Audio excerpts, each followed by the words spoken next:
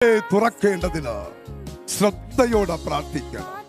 ശ്രദ്ധയോട് പ്രാർത്ഥിക്കുമ്പോൾ നമ്മുടെ ഏകാഗ്രത നഷ്ടമാക്കുന്ന, നമ്മെ അസ്വസ്ഥമാക്കുന്ന ഒത്തിരി ചിന്തകൾ, ഒത്തിരി കാര്യങ്ങളൊക്കെ നമ്മുടെ ജീവിതത്തിൽ കയറി വരും. ഇതാ കർമ്മേലിന്റെ മുകളിൽ ദൈവമനുഷ്യനിരുന്ന് പ്രാർത്ഥിക്കുകയാണ്. അതെ, പ്രാർത്ഥിക്കുമ്പോൾ അന്ന് കേൾക്കുന്നത് ഭൃത്യൻ വന്ന് പറയുന്നത്, ഒന്നും കാണുന്നില്ല, ഒന്നും കാണുന്നില്ല, ഒന്നും കാണുന്നില്ലെന്നൊക്കെ പറയുന്ന ചില ഭൃത്യന്മാർ നമ്മുടെ കാതുകളിൽ മന്ത്രിക്കുമ്പോൾ ഒന്നും കാണുന്നില്ല എന്നുള്ള ചില അനുഭവ പശ്ചാത്തലങ്ങൾ ജീവിതത്തിന്റെ മേൽ വരുമ്പോഴും ഈ പകൽ ദൈവത്തിന്റെ ആത്മാവ് വളരെ വ്യക്തമായി ഓർപ്പിക്കുന്നു.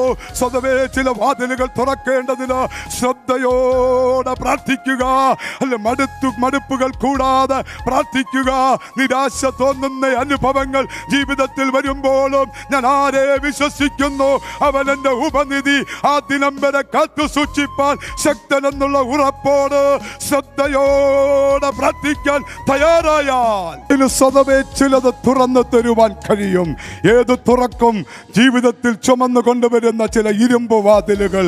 ആ രോഗമൊന്ന് മാറിയിരുന്നെങ്കിൽ, ആ ഭാരമൊന്ന് മാറിയിരുന്നെങ്കിൽ, ആ പ്രതിസന്ധി ഒന്ന് മാറിയിരുന്നെങ്കിൽ കൊള്ളാമായിരുന്നു വിചാരിക്കുന്ന ചില വിഷയത്തിന്റെ മേൽ ദൈവത്തിന്റെ പ്രവർത്തികൾ സ്വതവേ വെളിപ്പെട്ടു വരുമെന്ന്, സ്വതവേ തുറന്നു വരുമെന്ന് വളരെ വ്യക്തമായി ദൈവത്തിന്റെ ആത്മാവ് ബുദ്ധി ഉപദേശിക്കുകയാണ്.